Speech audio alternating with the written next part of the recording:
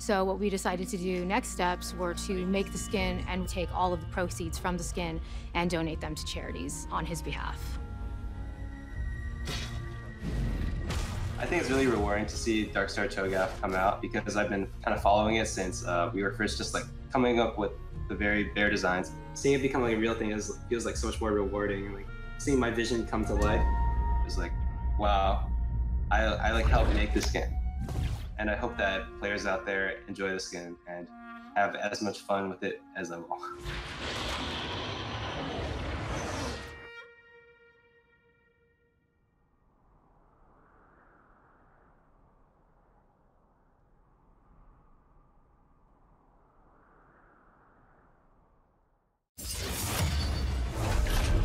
New plan, guys. Come on, new plan.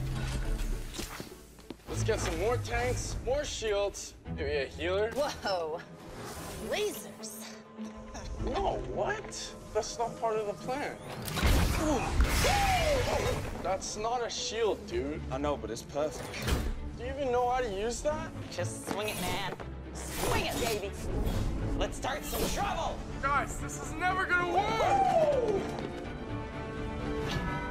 Maybe it will.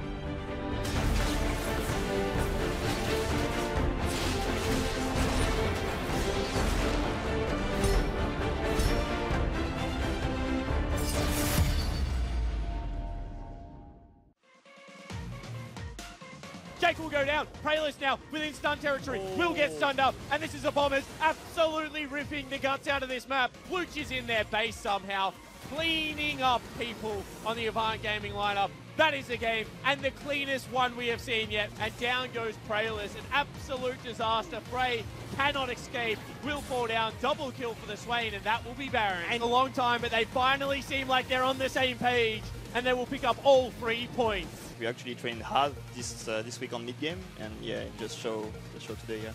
Flash headbutt Pulv is going to be there. They get onto Juice. However, in the back line is Chippies, and he's ripping apart FBI. FBI goes down, Remind in the back line, and this is a wash. Mammoth will take it in emphatic fashion. He will take a lot of damage, will flash forward. Galley ult coming in, and that is Order playing much more proactively, and Order will push us to game 3. And now Spooks is in trouble. However, Swiffer and Rogue got Remind, blow him up, and Chippies is not on the fight yet. Juice is dead, and Order take this series 2-1. Oh, Order are definitely going to take this out. Oh, Mammoth have won. Oh, Order have got it. Yeah. It was just insane.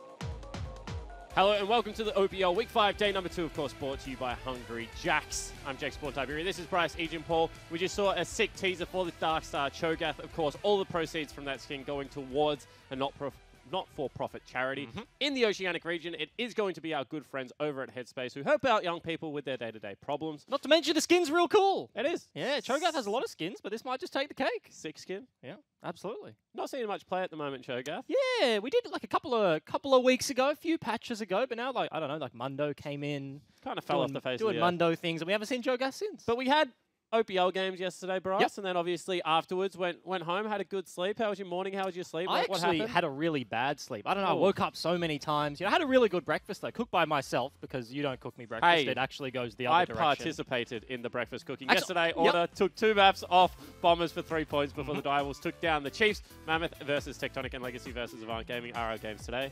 And I was surprised that yesterday was so quick, that we had the double 2-0s, because I feel like this week have a lot of close matchups, right? Like Mammoth versus Tectonic today, Legacy AV sitting at 7th and 8th. You have Chiefs Direwolves yesterday. That's a top-of-the-table clash. Even but Bombers in Order within 2 positions of each other. Yeah, within a couple of points. So, like, everything is super close right now. And I was surprised at how quick yesterday ended. I certainly was surprised as well. Do you know who else might have been surprised? Who's that? Ryoma, who is on the couch today with Nick. Ryoma, were you surprised about the results yesterday? Yeah, 2-0 Direwolves. Is surprised the right word? Yeah, I'd say it's the right word, yeah. How'd you spend your night? Because you told me how you spent your night. Yeah, I was crying. Just crying the whole time. Just crying all night. The thing that you can be happy about, of course, we've got Tommy here, throughout the course the entire evening, the thing you can be happy about is this beautiful trophy that you guys brought home from us. Yeah, we earned it. Let's be honest. Not Direwolves, we earned it. The Chiefs put in an incredible performance at Rift Rivals, and that will be something we will be talking about after the first game. I want to hear from you guys what you want to know from Ryoma about the Rift Rivals event, whether it's about how they prepare, how it was during the tournament, what was going through his brain during any one specific moment, because I'm sure he remembers every single second of it. Yep. Yeah? I mean, I interviewed pentakill. Claire afterwards. Your pentakill, of course. Yep. We need to talk about the pentakill. I interviewed Claire afterwards, and he said after, declaring, which I think is now what we call it, he said he blacked out and he can't remember any of it. Are you in that situation? No, I just all I remember was just screaming to Quinn, "Give me the penta, please!" And then he gave it to me, and I was like, yeah, I just screamed. It was a beautiful moment. Yep. So if you have questions for Ryoma about that event, please submit them in Twitch chat or on Twitter using the hashtag #IamOPL. Bryce, you look like you have something to say. Screaming is the right word. I've been in a gaming house with Tommy, and he is a loud gamer, 100%. He's an enthusiastic Because you get man. like the quiet people that sit there chilling out to their tunes. Yep. And then you have Tommy Ryoma Lee, who's he's got a voice on him. He pops off. My thing is, I feel like it's always the quietest guests that are the ones that are the freakiest when they're actually in Quinn's game. allowed. Yeah, quiet on the Quinn's couch, loud, freaky yeah. in the game. I was going to ask that. Is Quinn louder than FBI? Like, on the FBI to Yeah. Quinn scale? Quinn is 100%. louder? Okay. Yeah. That doesn't surprise me. Yeah, no, it But, doesn't surprise you. I'm not in Quinn gaming gets up houses on me either. share. All right, cool. Let's get into match number 1 of the day. It's going to be Mammoth taking on Tectonic. Of course, these two teams probably in different areas of the map than where they would have expected to be. High expectations on Mammoth after the roster changes. And Tectonic, no one really knew what to expect. But now, potential to take second, Bryce. Yeah, absolutely, Tectonic. 100%. We were talking about yesterday, the bit of a rearranging in terms of like where you cement this lineup. Like they're now sitting very high towards the top of the ladder, like third. I think today they can secure second, but surprising. Yeah, it absolutely is. And of course, you can have your say of who you think is going to win one of the closest saves, because we both didn't put our tips in. The sabotage work, opltips.com.au. Of course, you have some time. We can't access our phones up here. XP boosts and RP giveaways thanks to our good friends over at Hungry Jacks. If I'm losing, I'm just taking you with me. That's all I'm going to say. I can't believe I forgot my tip. In rehearsal, I remembered, and then I didn't do it. Bummer, mate. And now you... Getting straight into the lineups. On the blue side, it is going to be Mammoth. Chippies is their top laner. Juves, their 6'5" superstar, 600 IQ jungler. Remind in the mid lane. Mash and Kuden are their bottom lane, and Vicarious their coach. And I kind of want to kick this one off with a remind, because Import Player had some fantastic weeks, and then also had some weeks that he has underperformed. And Ryoma, obviously, you were very familiar with Remind. What have you made of the Korean mid laner for Mammoth? Technically, but sometimes I think he just derps really hard. But yeah, Is that the official term? or just maybe he's a bit clumsy. Yeah. Yeah. But I think on the other side, he's really good mechanically. Like he does stuff like no other mid laner can do in OPL. So yeah, I think he's really good. But yeah. And you can kind of see that in his OPL performances, right? Like he played Aurelia into the Yasuo matchup. Like he fell behind early, but he's constantly very volatile. Like he wants to look for those trades in a side lane. Like even though he's behind, constantly looking for the outplay. So like you can see where that comes from. And you know a player's good when he gets champions banned away from him that you've never seen him playing Aurelion competitive. Sol. Like the Aurelion Sol is just a thing of myth and legend. We just have never seen this guy play it, but it gets banned like 90% of the time. However, I do want to touch on the lineup as a whole moving away from this, because I feel like Sin has a real passionate supporter base. And when Ryoma was on the team, when FBI Rogue were on the team, and Flares and Dokla were over, everyone was like, this is great. We could potentially win it. And then obviously the Exodus happened. Juves had to rebuild the roster. Everyone kind of wrote them off. But now that they're Mammoth, now that they're brought in Chippies, Remind, Mash, I felt like a lot of belief was built around this team, but have they lived up to that expectation? Well, that's the thing. You come into this season with a lot of hope after the roster changes, but then they have struggled. They've won a single series very early, and they've now lost 3 best-of-3s in a row. Right? I feel like this week has to be the week for honestly both of these teams to start picking up wins, because Mammoth have Tectonic this week, then they have AV before they then face another top dog team like the Direwolves, still undefeated. So I feel like it really has to start here today. Now or never for both of these lineups. Tectonic is going to be your squad on the red side of Summoner's Rift. Paparize in the top lane. Happy birthday to their jungler, Birthday Sybil. boy. TikTok Shock on the clock in the mid lane. It's going to be Gunkrab joining Trance in the bottom lane. Of course, Johnny Cyclone Weatherly, good friend of the show, trampolinist, and overall positive, what did you say, cerebral man when it comes to I said one right technical. answer. He brought the scientific technicalities to an we- absolute meme of a segment that we need on this show. Yes, and it's really good. But I do want to talk about initially their strength of schedule, because this is a lineup that has the chance to take second right now. And everyone would be like, well, who have they really played? Is this a big deal? But their wins are against Order, against Chiefs. They've already played Direwolves once. this team has had arguably the hardest start to the season. And the thing is, it's mimicked by Mammoth. They've also played Order and Chiefs, but they lost those games. So Tectonic have won the really hard matchups. They lost to AV very early on in the season. So in terms of like strength of schedule, they've now got a few easier, quote-unquote, games. Every week is different, but like we were talking about, it has to start here for both of these teams. In Tectonic, they want to just cement themselves at the top of the ladder, whereas Mammoth are really fighting to get up there. They certainly are, and of course, with another change in the AD carry position, we saw Andrew, 2 weeks of Gun Crab, another week at Andrew, now another week at Gun Crab. That has to be pressure mounting for the man that we have not seen yet in value. Because I honestly feel super bad, but he's got to come in minimum, because we're in week 5, right? Like next week, if he plays, that's going to be week number 6. There's so much comparison that will happen. You saw Biopanther at the start of the split. Every single week is like, would Chippies have done that? Like, how does that square up? So value coming in, it's going to be super rough this late into the season. Certainly is. Getting into champions like Mammoth on your blue side, Tectonic on your red side. It's going to be Urgot, Morgana, Fiddlesticks banned away, and it's going to also be Aatrox, Rakan, and question mark. I was hoping I was going to get to like complete the 6th ban, but they've really strung this one out. Sejuani. And they banned that one away, and it's just going to be a Camille first pick. I was interested, like we saw some Nocturne yesterday, we saw a little bit of Talia. If those two are the kind of the big junglers on the patch, they get left completely open. I like the Sejuani ban against Juves. I feel like I say this a lot about Mammoth, that I like Juves being the primary engage. Kuden does have a very mean Rakan, but they really rally behind their jungler, and he's the one that can pull the trigger, so negating those options for him, I think, is a good step. Certainly could be. We're going to see the Heimerdinger lock in right now for Gun Crab. Played it on Thursday night, I believe. I know he played. Did he play Heimerdinger? He definitely played Rumble. Rumble, did he play? Because yesterday, I was like, why are we not seeing Heimerdinger? Like, everyone's playing it overseas, but nobody in OS has been the one to pick it up. Gun Crab, in terms of the substitutes that Tectonic have had coming into this season, he's the one that has just got balls to the wall. He picked the Lucian, and they built a composition around him. So, like, him being the first player in the OPL to pick up the Heimerdinger, I like it. Yeah, certainly do. Zoe going to be joining the Heimerdinger. A lot of ability-powered damage so far locked in for Tectonic. See what the response is from Mammoth. What would you like to see here, Bryce? Yeah, they do have a lot of options. I really like already that they have the Camille. Chippies, I think last week proved to everyone that he's arguably the best Camille on the server. You say Juves. You know, every week I say maybe Chippies. It is still a flex with the Karthus lock-in. That's actually super interesting. And a Tahm Kench.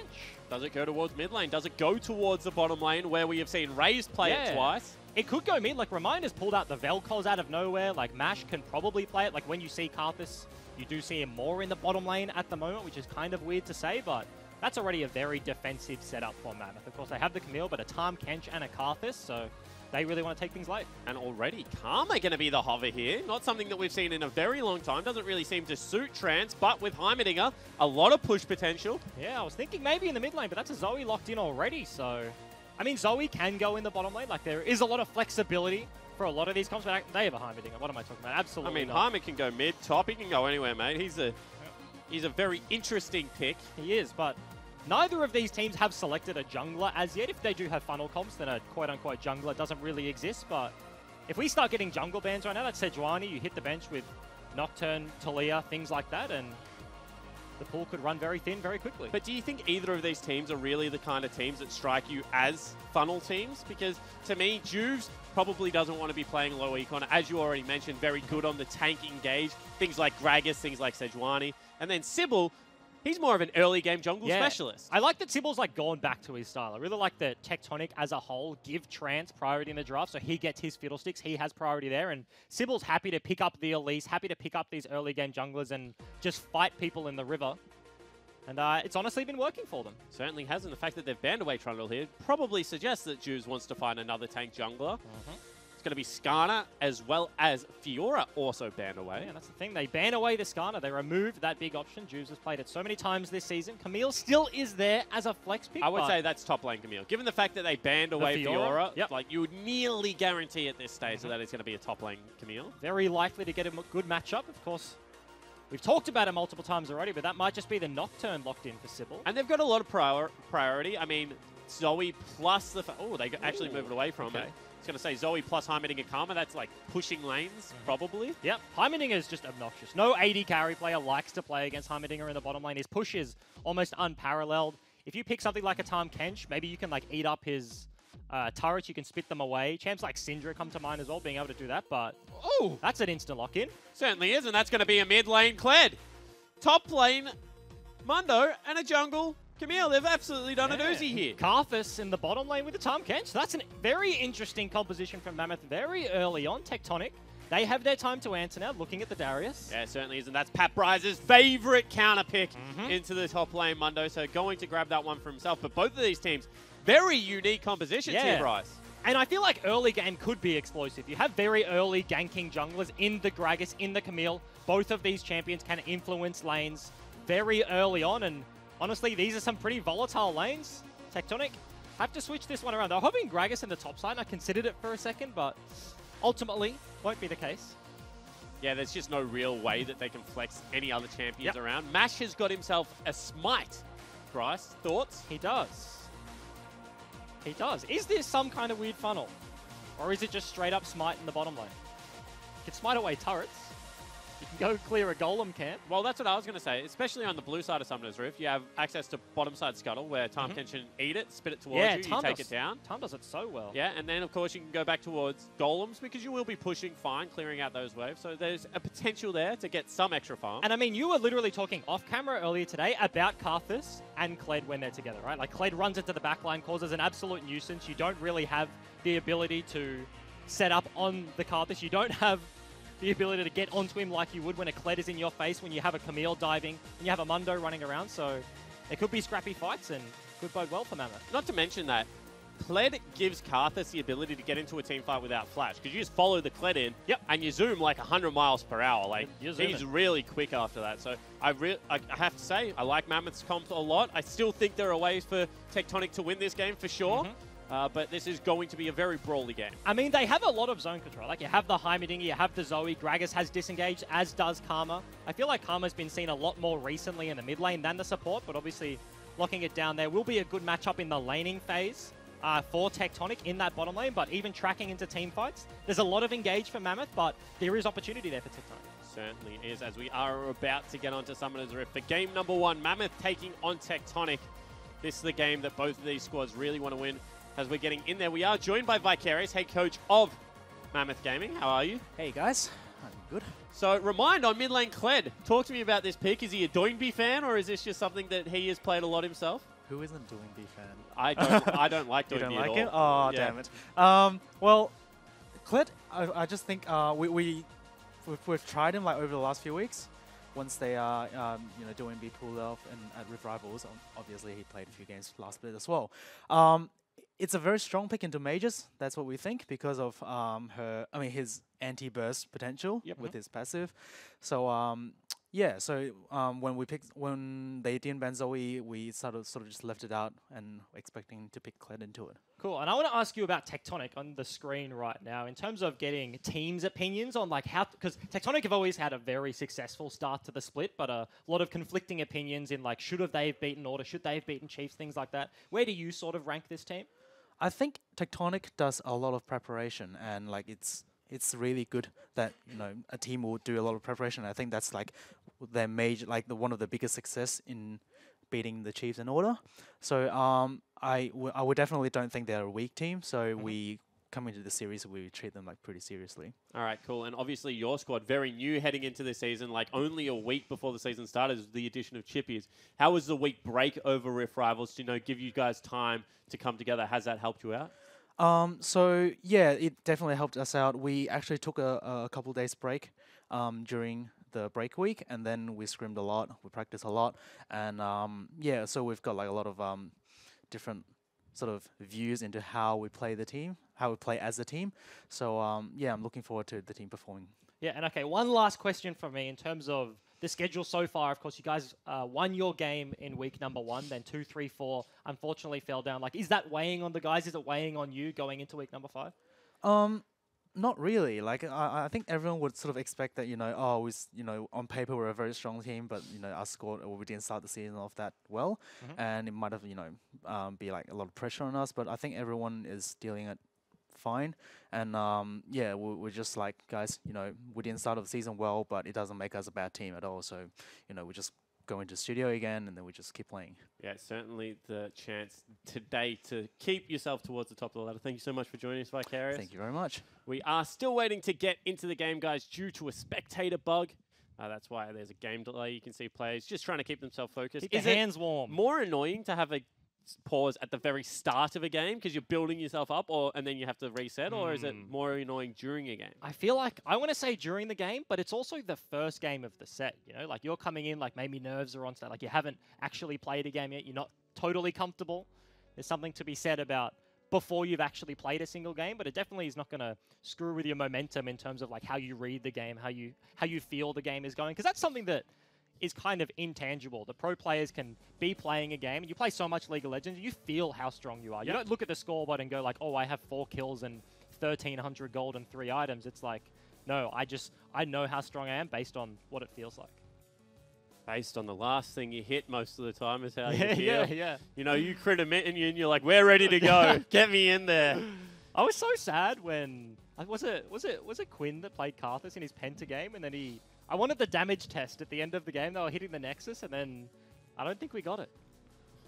Of how hard he hit the Nexus? Nexus? Like, you know, it was the funnel comp. No, not how hard he hit the Nexus. Like how hard because he was super big. Oh, he got like the a laser pentagon. beams. Yeah, the laser beams from the sky. Like, we didn't get the damage test. You know, how hard does it hit? Yeah, Predator proc on, and then just channel the ulti and see if you want to hit the 80 carry. Yeah, and he had a Nunu as well, so it's like...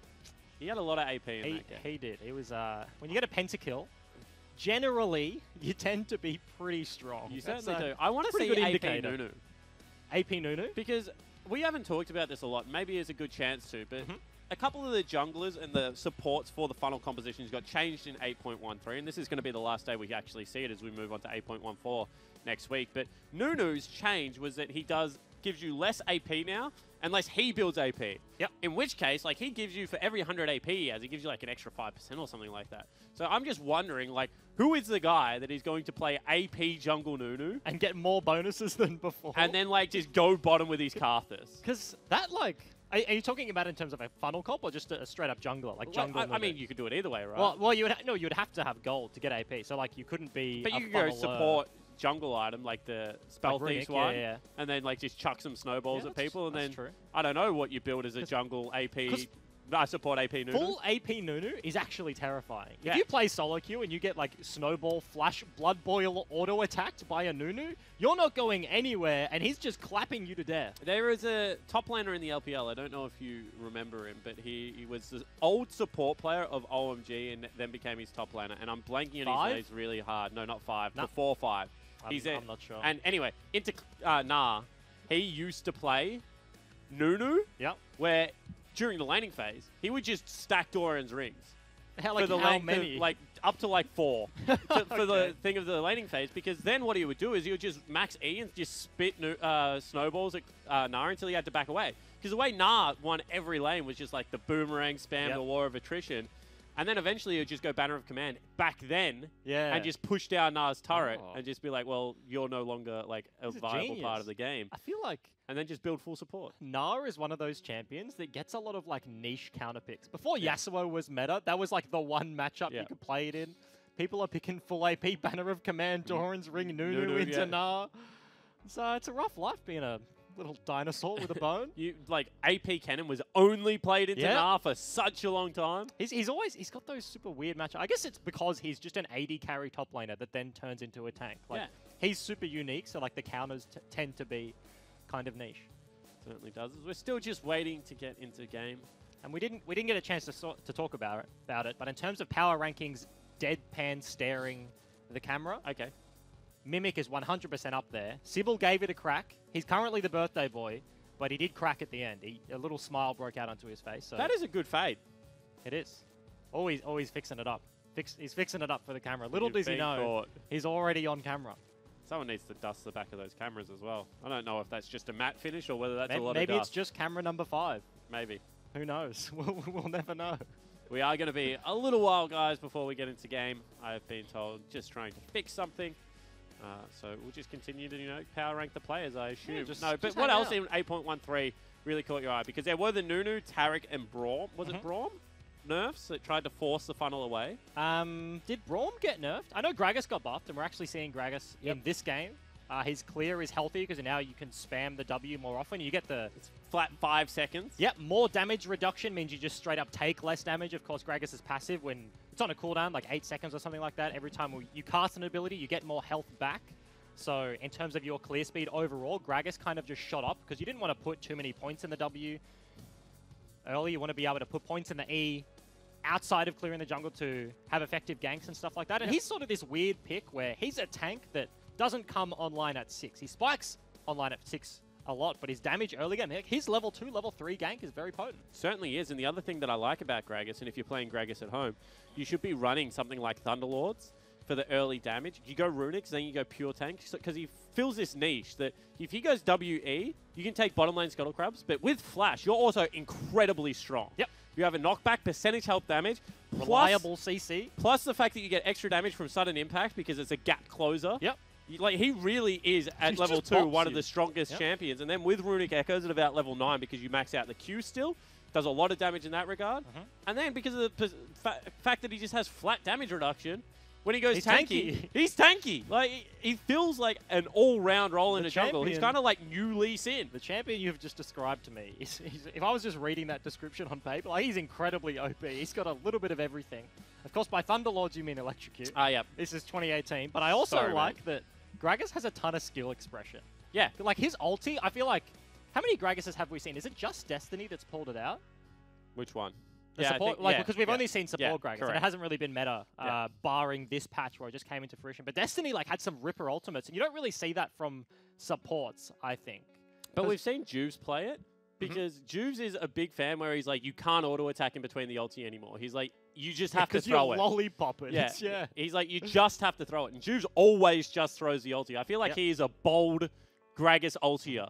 Because he's missed some body slams and the ultis still come out. You know you're a bold Gragas player when you're throwing the ulti and then E flashing whilst it's lobbing in the air. Yeah. Like, you know, it does take 7 years for you to throw it up and then eventually it lands. It's the biggest lollipop of all time, but you can cast the ulti first, E flash someone so they're guaranteed to be CC, can't flash out of it. You don't need to get the auto attack off, and then you bop them back into your team. And they go kaboom, hopefully. If they don't, then it's pretty rough. All right, we still are waiting to get back into the game. That is the champion select on your screen. It's going to be Mundo, Camille, Claire Karthus, as well as the Tahm Kench, going into Darius, Gragas, Zoe, Heimerdinger, as well as Karma. And I'm interested to see what happens at the top lane this game. Paprise has had some very good Darius games against the Direwolves. He was popping off. Unfortunately, they lost the series, but had a very solid performance. Chippies on the Mundo, of course, on the other side of the matchup, will just be trying to lose as little as possible. But last week, for Mammoth, like, he was one of the big stars. In game number 1, the game that they took off order, his Camille was absolutely clean. He was one-shotting the backline time and time again, so got to be in the other side of that sort of matchup going into this game. Yeah, however, Chippies has also started trying to play things like the Poppy, and I feel is trying to fill more of the traditional top lane role. The thing we used to compliment about him on Direwolves was the fact that he was the hard carry, and regardless of meta, he would provide that to the team. Do you think it's now a boon that he is trying to become more well-rounded, or do you kind of miss the, no matter what the meta, I'm the carry player? Miss the old Kanye. Yeah. I mean, every player wants to be the quote-unquote like ideal player, where you can just play everything. It's it's very hard to just be like, you know what? I am just a carry player. Like, a lot of people describe Chippies as that, and that's a pretty generalistic surface-level analysis. Like, he has played Cho'Gath, he has played Poppy, he's playing Mundo right now. He's played tanks his entire career. Obviously, feels more comfortable on the carry roles, but opening up your champion pool and finding success there is obviously a good thing. If you can find the success. Because I always say, and this is where, like, if we're just going to have a philosophical conversation, we won't call it an argument, although it'll probably deteriorate quite rapidly as Bryce and mine conversations do. Simultaneously, we're very aligned on some things and absolutely not on others. But anyway, hit me. So, even though they're pro players and people say this is their job, they should be able to do everything, as human beings, we only have a finite amount of hours in our day. Yep. And League of Legends gets patched every 2 weeks. Yep. Are we having the double lift conversation? And at a certain point, you have to invest into what you think is going to be strong long term. So whilst people like Mash and Gunkrab have obviously gone away and they've practiced Karthus and they've practiced Heimerdinger. If you think 80 carries are coming back, there is an argument to make that you should continue to play 80 carries because they're probably playing majors as a 7 or an 8 out of 10. Yep. But an 80 carry player is hopefully playing 80 carries at a 10 out of 10. So is your champion that much stronger that the 10 versus the 7, even given champion strengths, is stronger? So like Chippies has obviously put a lot of time into carries. So is there a point where even though the tanks are quote unquote stronger in the current meta, that his carry play is just better than his tank play regardless of strength of champion? I mean, it just like depends. Are you asking specifically for Chippies? I'm just saying in general. Yeah, like there is of course like 2 lines there on the graph, and when they do intersect, it's like, okay, at this point it's more valuable to just play what you're good at. Because we did see exactly that thought. I forget which OPL week, but it was the week before. I think it was 8.11, and then 8.12 kind of didn't nerf all the bruises and the mages and the stuff happening in the bottom lane. And a lot of people in week number 1 of the OPL, I think it was like, okay, 80 carries are eventually going to come back. Riot Games isn't going to allow Vladimir, Darius, Aurelia to be meta in the bottom lane. And like, so you saw a lot of standard play. And then like the next week when the next patch had been proposed, the top Reddit thing was like patch 8.12 and they hadn't been nerfed. And finally players are like, okay, 80 carries are going to be gone for a while. Like now I'm willing to invest. And yeah, I don't know. Like at that point, it's super interesting. Like, do you have the time to invest? Because like it's like niche counter picks. Like Keen, like old school O's fans know about Keen. They have like he's like a Hecarim player. Like do you have to invest time into like a Hecarim mid counter play? Like do you have an answer to that, or I don't know. Like do you just ban it away? What's worthwhile there? Like it's pretty interesting. But of course, like players getting up out of their chairs. So I can tell you what's happening. Jake, that whole time, was getting the rundown. I was just getting instructions as what's going to happen. So, guys, I'll let you know right now. Unfortunately, due to a spectator bug, we do have to swap tournament realms. We're saying that the players have been sitting in the lobby for a very long time right now. So as we swap, we're going to give them some time to go back to their rooms, mentally reset. We're going to go through a whole new pick ban. Then when we come back, we should be ready to get into game. So we are going to throw to a quick commercial break. Not commercial, ad. Just a break. You know what? We're going on a break. Commercials. And then we're going to come back and we're going to have some League of Legends. Thank you.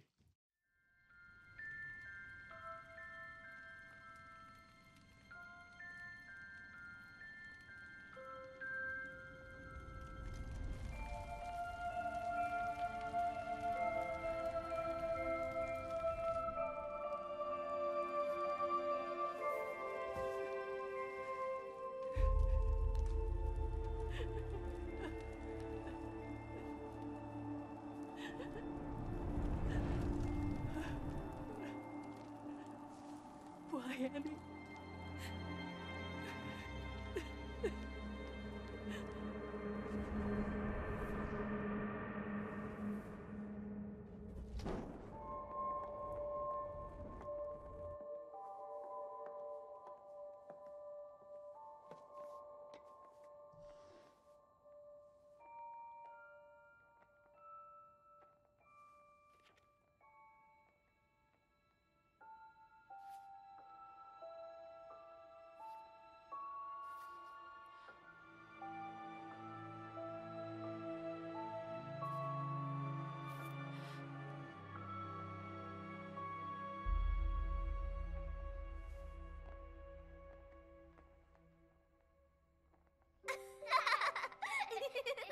And then Mr. Tibbers fights the nasty dragon. Let me.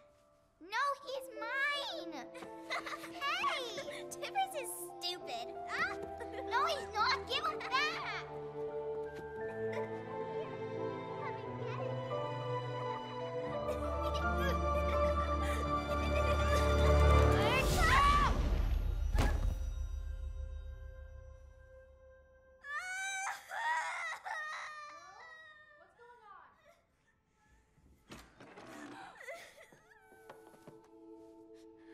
What did you do? She took Tibbers. What is wrong with you? It was an accident. Daisy started it.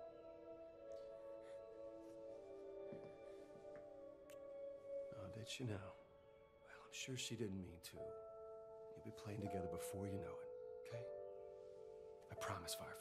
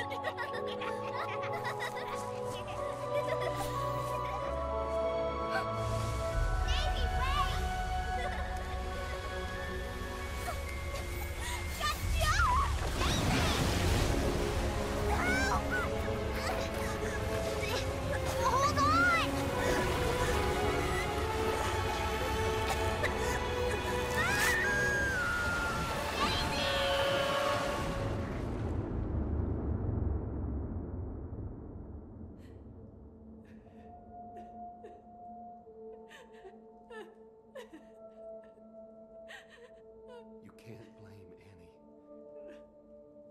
She's still our daughter.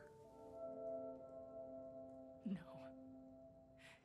Your daughter's a monster. How could you say that? You know it's true.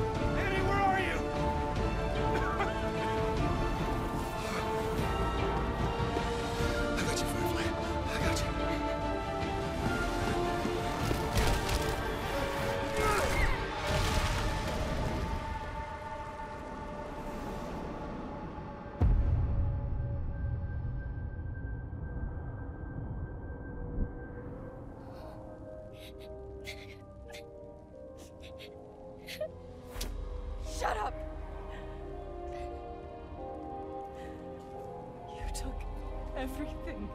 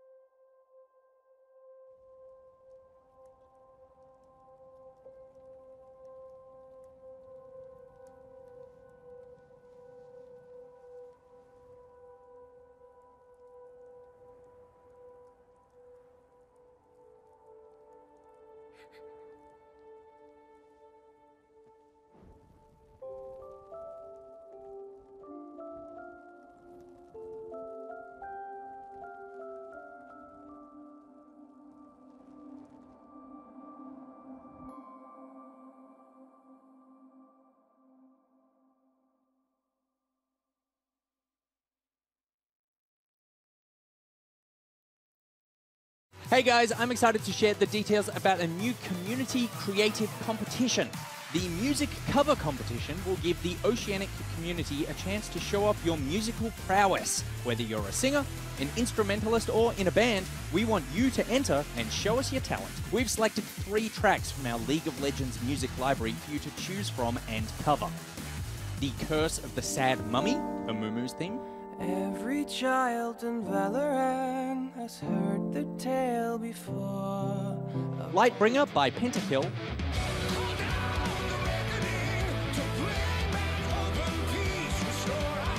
And Varus's theme, As We Fall.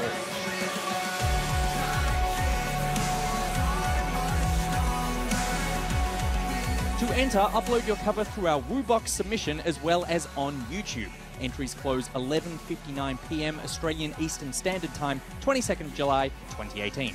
Once the entries close, our internal panel of judges will select, then announce our group of finalists on the 30th of July. From then until the 5th of August, the community will have their say, voting for their favourites. The winner will then be flown to a recording studio here in Sydney, where they will have their cover professionally recorded. We'll then premiere that cover at the 2018 OPL Split 2 Grand Final at Rod Laver Arena. For full terms, conditions, entry, and pricing information, head to boards.oce.leagueoflegends.com. New plan, guys. Come on, new plan. Let's get some more tanks, more shields, maybe a healer. Whoa. Lasers. No, what? That's not part of the plan. That's not a shield, dude. I know, but it's perfect. Do you even know how to use that? Just swing it, man. Swing it, baby. Let's start some trouble. Guys, this is never gonna work. Maybe it will.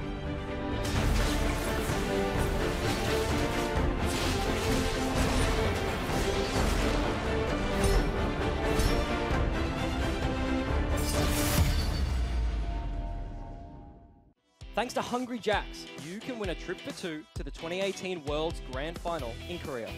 To enter, head to os.lolesports.com/worlds-trip and fill out your details. The trip includes flights, transfers, accommodation, and tickets to the 2018 World's Grand Final. All thanks to Hungry Jacks. Hello and welcome back to Week 5, Day number 2 of the OPL. Spawn, Ejim still here. Still waiting on Game 1 of Mammoth taking on Tectonic. And guys, just a little bit of business at the top. The reason this game is being remade is because of the fact that there was a spectator bug, could not get into the client. Whilst that's not a big deal from our perspective, the referees also couldn't get in there, so we have to remake it. The reason that we're remaking it with a new draft is because Heimerdinger's turret had been killed, granting gold to the opposition team, which means it's a game of record, which means when we go back in, completely new draft, new picks, new bans. Yep. Who does this favor? Oh, who does it I don't know if it favors anyone per se, because now Mammoth have shown like a weird thing. They've shown the Kled mid, like the propensity to pick that, like that kind of came out of nowhere. Remind, of course, does play weird things, has played the Vel'Koz, but also on the other side of the coin, Tectonic, they showed Karma bottom lane support. They haven't like played that in a Heimerdinger, of course, like we already talked about. Like, so both teams have shown weird stuff. So I feel like it might be interesting. Like, do we get into this game and Mammoth ban Heimerdinger? Because Gunkrab as the sub would have been pretty hard to scout coming into the day. Yeah, exactly right. Do you ban Kled now if you want to pick the Zoe? There's just so much that can change as we are about to get back into this draft. I'm one of those people that, like, if nothing really has happened and you're confident, I think you just go in with the same draft. I'm the kind of coach that I would ban the exact same things and would pick the exact same things because they've really shown nothing so far. What if we just RNG a gentleman's agreement where both teams just do the same draft? You know, like both of them are happy with what happened and then... I think you should because, I mean, at the end of the day, you've got your draft. You should be worried about what you're confident of executing on. You don't know whether it's a hard counter yet because you haven't played the matchup.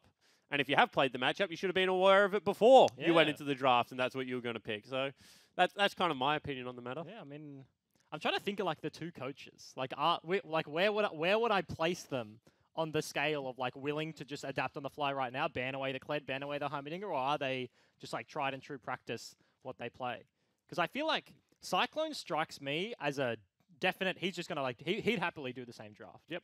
Like they pick the Karma, they pick the Heimerdinger, they do the same thing and be happy. But I don't know. I don't know where I stand on Vicarious. Yeah, it's an interesting one. What would you want to do as a player? You've just sat in a pause screen staring at Karma. Well, you don't want to play Karma in the first place. So you're sat at a pause screen looking at Tahm Kench, because you're Kuden in this situation. Yep.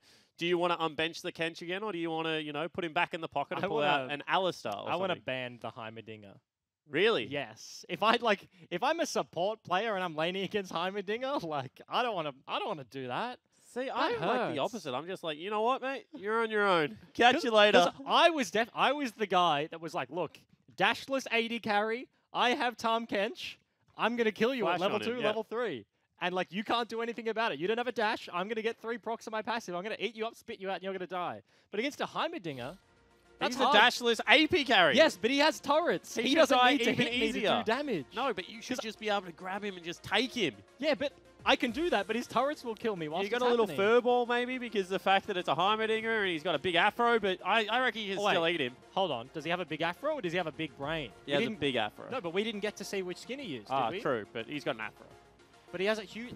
Well, yeah, if you use like the Spaceman one, you can get like an enormous brain. So, or you can go the cool like mechanic version with a slicked back, grease-looking haircut. I had a friendship group that whenever they bought RP, this is when you know you're just wasting money on a video game, but I'm going to tell the story anyway. Okay. I had a friendship group that I was in university with, and we would all have a champion that had a real weird skin, and we would just buy that skin and gift it to everyone.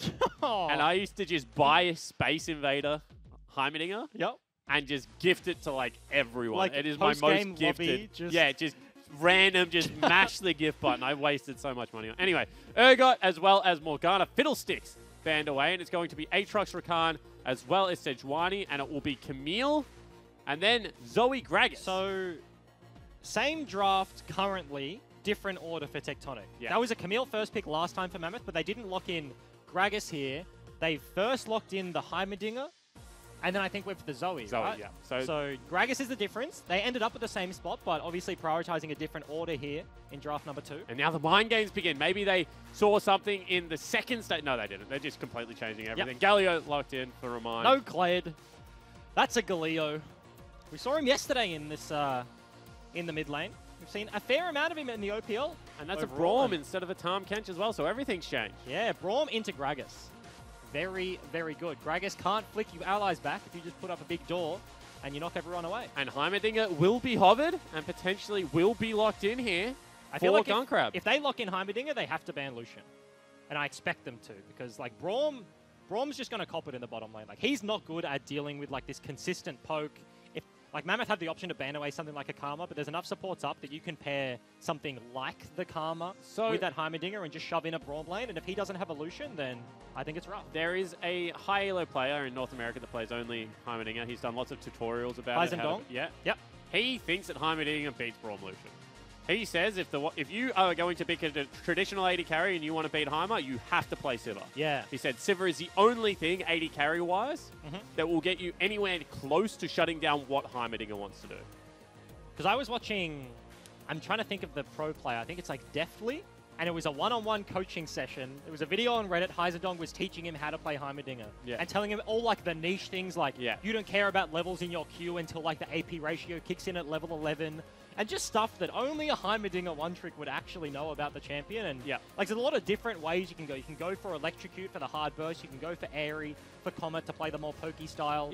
And he says, like, against melees, Electrocute against short range. So, like, maybe against a Lucian Braum. You go for the upfront damage, whereas you can pair it for more poke versus a longer range champion. It's going to be Karthus banned away, which was Mash's pick. Then Mundo, which was Chippy's pick. And yet still similar bans in the fact that Shen and Darius get taken away. Actually, Darius was a pick of Paprise. Ooh. They've broken the gentleman's agreement. Yeah, that, I actually really... Oh, no. Okay. I was about to say I really like Taric. Because if you have pressure and you're a Heimerdinger and you just get to set up, like, Mammoth have to hard force. They have a Camille, they have a Galio, and then Heimerdinger's just going to live the entire time. He could just put down a turret. You know what I mean? Taric ulti's going to buy him so much time to just take over a complete, If you get huge zone. a turret in a Taric ulti, does the turret become invulnerable? I feel like it's champions only, but I'm not certain. That would be cool. You have a Does super Tibbers go invulnerable. invulnerable? I don't know. Well, you never really have Annie and Taric on the same team. You also, Tibbers runs away from you more often than not. You press Molten Shield and Tibbers is just banging it into the back line. He's zooming. Mash is going to take himself the Vladimir this game, and it's going to be a jungle Trundle and a top lane Camille, most likely. Unless this is a hard tank top lane, in which case Chippies will play the Trundle. He has historically. They've banned away the Darius, but like there's still the Renekton up. There still are bruisers in the top lane, so you expect like that's not a blind pick Trundle. I assume that's going to be into the jungle, which is pretty interesting against like a Galio versus a Zoe matchup. You kind of want a jungler that can do a whole bunch of damage early. They can get in there like the Camille, but it will be slightly harder with something like the Trundle. Now we see Paprise actually takes the Aurelia, a champion that has honestly fallen off in popularity a little bit lately. We saw a few funnel compositions, a few picks at Rift Rivals, but didn't see any play yesterday. Of course, I feel like the OPL is one of the few regions that plays a lot of Aurelia top rather than the mid lane. Like, it is flexed up there a lot. Parbu plays it, Paprise has played it, And this is just going to be like a big skill matchup. Chippy's Camille versus Paprise Aurelia. Well, this is why we see more Aurelia top, because I think in Oceania we have more top laners willing to blind pick their bruisers than anywhere else in the world. I can't think of many regions that would currently blind pick what was obviously a Camille top. Like, there's like a 10% chance that Trundle goes up there if it is like, I don't know, like a Nautilus or something. But otherwise, you're just not going to take it up there. There's also the comparison in terms of like how many mid laners in the region that we have are willing to like blind pick that aren't, because oftentimes mid is just picked in the third rotation on red side and then immediately banned away, whereas like that wasn't the case here for the Aurelia. So comparative to like which roles are happy to blind pick their champions, top laners sort of get the short end of the stick there as mid laners take a lot of that priority. And now this is going to be one of those finesse games versus a force game. Chippies has the Camille, Reminds on the Galio, Mash on Vladimir. This is, for all intents and purposes, an order composition, a Mallet comp, a Chiefs comp. Like, whoever you want to attribute the first Galio Camille with big AoE and every other role to, this is their comp.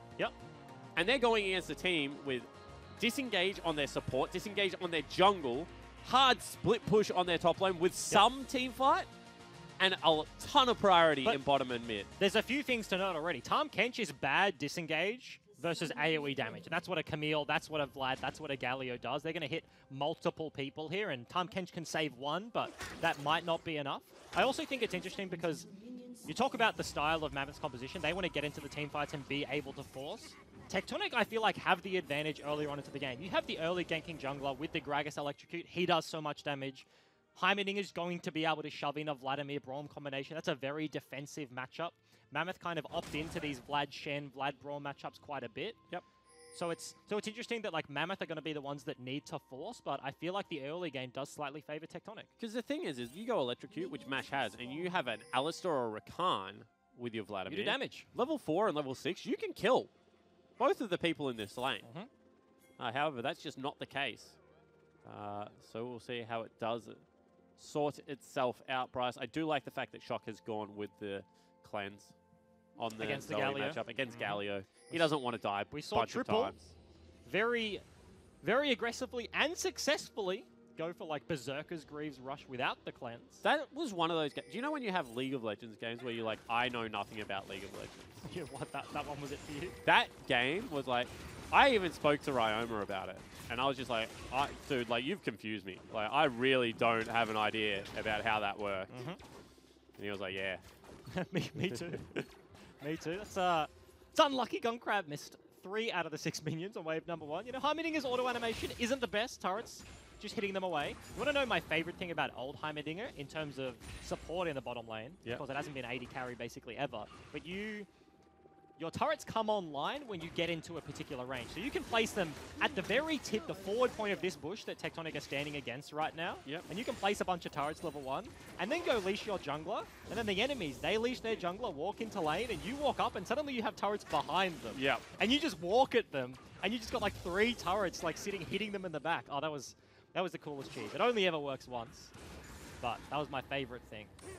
You sound like Rusty at the moment. You really have gone full color cast there. Rusty, fun. When old Caitlyn was around, and this is a shout out to Rusty because I thought it was hilarious. Rusty used to take, actually a little bit of an engaged top lane. Rusty used to take the Spell Thief starting item and go AP Masteries and walk into the enemy jungler as a support Caitlyn with Exhaust and Ignite and play counter jungle Caitlyn, he called it. Where if they stand on one of the traps, it does so much AP damage at level 1. Tix gives you all the gold. Then you just exhaust them and shoot them until you like force them off the buff. And then you go to their other buff because they generally go to the opposite side of the map and you do it again. After that, absolutely atrocious pick. Don't know why I would have it. But for those 2 camps, you felt like a god. Nobody can see my face, but I'm absolutely disgusted right now. That is horrendous. He beat you with full AP Lucian, man. He did. You better watch what you call is horrendous. But that's all right. Anyway, getting back into the game. We haven't seen a whole lot so far. Junglers just going for pretty standard clears, ending up on the bottom side of the map. Recall's going to come out earlier for Sybil. He wants to go back, get his skirmishes, get that red smite, and mostly across the lanes. How's your top lane matchup going? Like, knowledge going, Bryce? How is the Aurelia into Camille matchup. Who wins when? Does he have Sheen? Is that the rule? I hope so. He doesn't have a Sheen on that. No, that's going to be a double longsword. Goes Oh, for the Tiamat. Tiamat early. Wants the push priority. I feel like with a Gragas, they certainly have more kill potential on the side of the Aurelia early chippies. Needs to get to level 6, and then it's going to be very hard for Paprise to be able to do anything when a Galio's just going to be floating up the river every 3 seconds.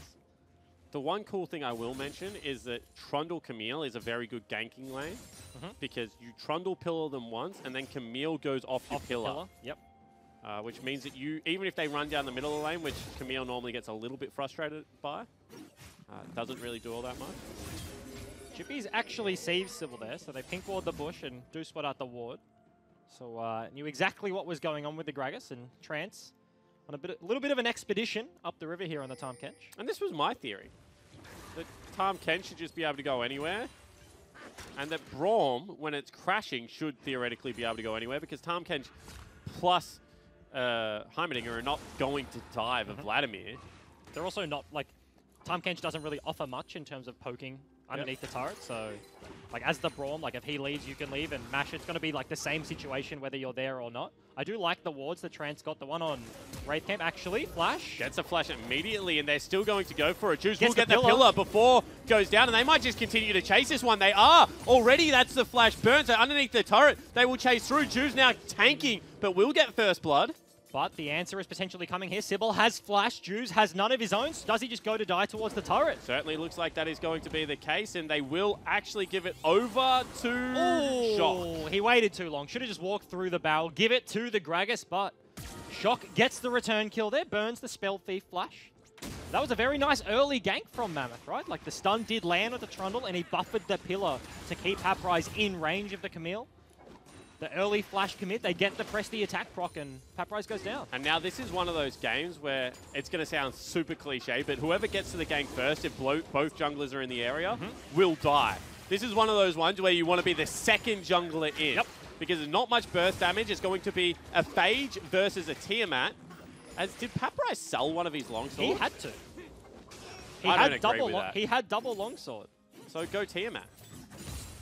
Wants a Phage. Wants to be tankier. So that is a very interesting. Tiamat picked up by Chippies. And it is interesting because both these junglers, like, when they go in for a gank, Gragas going to, like, E-flash if he has to, or, like, all in. And you've got nothing left. You blow all your buttons if they're not dead, and a Trundle rocks up, he's going to chomp you. In the same respect, Trundle, without a flash, incredibly immobile. You burn the pillar, you burn the W to get in.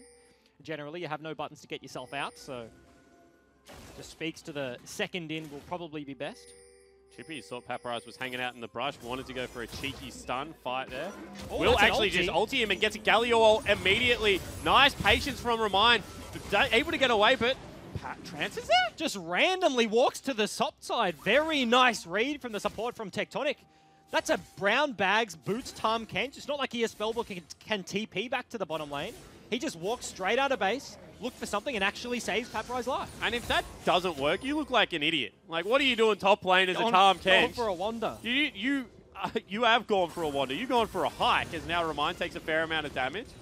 But once again, Trance just showing his knowledge of the game. And that is such an incredible read. Remind's first Galio ulti should have been a success in Mammoth side, but there's a random Tahm Kench to stop that one from working. So all of a sudden, what was almost a guaranteed kill goes down. Shock gets time to shove in the mid lane.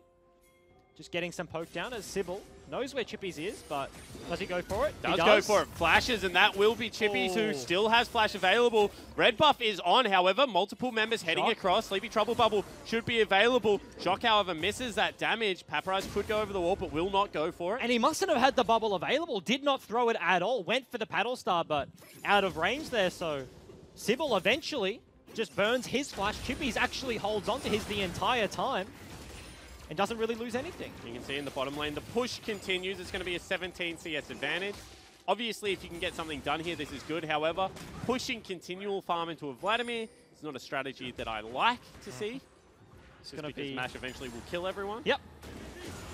They actually go for it right now. Mash level 6. Uses a pull early. Will not get any damage down, so nicely done. Such a nice grenade from Gunkrab. Stuns both of the members of Mammoth there, so they blow the ulti early, look for the all-in, and a single E basically thwarts that engage, and Mammoth just walk away. This is one of those situations where you could argue maybe just wait for Kuden's level 6, use both of them at the same time. But now they've used one, so there's no all-in potential at all. The gold lead is slowly, ever so slowly growing, and Heimerdinger so annoying underneath the turret. Now has 300, has about a 15 CS lead over the Vladimir. You talked about you want to be able to do things, you want to be able to set Vlad behind because he is sort of that ticking time bomb, but until you get to that first, second item for the Heimerdinger, I feel like he's happy to just sit down here, constantly shove in.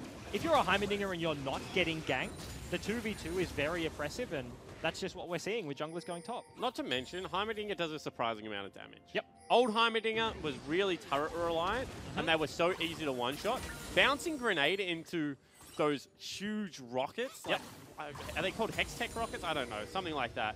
But when he ultis those rockets, they do so much damage. They just keep flying at you out of nowhere. And there's pretty cool things, right? The first rocket, of course, this is an electrocute Heimerdinger, so he doesn't have airy. The first rocket that hits does about 70% of the damage, and the follow-up just does an extra 30, so you can spread it fairly wide and be absolutely okay. In terms of top lane right here, Trance has gone for another expedition. This time he has the Abyssal Voyage, though. Has ultimate available. They're trying to get Chippies to all in. He will go away. However, now they follow up with Trance, but not going to be able to look for the game. It's just so late. Paprise can't lock the Camille down, so they do arrive. They do burn the ultimate. It is a 1 versus 3, maybe 2 versus 3 when Jews come up here if they want to fight, but might be rough. Certainly could be. You can see Sybil walks past the turret. I like that. However, now Juice has red smote him, and he will be taking a lot of damage. Trance is here, however. Juice burns the ultimate. Galio can't get into the fight. Yes, he can now. And Trance just going to have to flash the wall. Paprise. And they've left Paprise to just deal with everyone by himself. He gets taken down by Chippy. And Shock was floating with the Galio the entire time, trying to stop him from getting to the top lane. Juice caught between a Gromp and a wall here, but no vision for Tectonic.